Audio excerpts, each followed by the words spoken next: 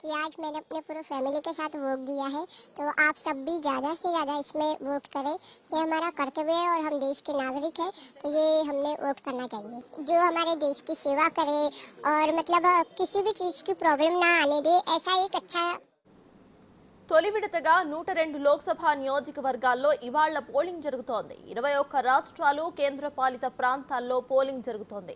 మొత్తం 1625 మంది అభ్యర్థులు పోటీ పడుతున్నారు. 1,87,000 పోలింగ్ కేంద్రాలను ఈసీ ఏర్పాటు చేసింది. 18 లక్షల మంది పోలింగ్ సిబ్బందిని నియమించింది ఈసీ.